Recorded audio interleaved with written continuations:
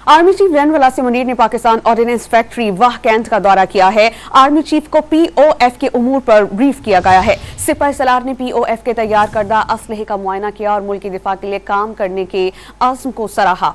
General Asim Munir ने कहा कि पीओएफ वाह कैंट जैसी मकामी सनतें कौमी तरक्की का राज हैं। हमारे साथ मौजूद हैं इस्लामाबाद के ब्यूरो चीफ इफ्तिखार शिराजी साहब, उनसे जानते हैं। इफ्तिखार शिराजी साहब, ब्रीफिंग में क्या कुछ बताया गया आर्मी चीफ को और इस मौके पर उन्होंने क्या कहा?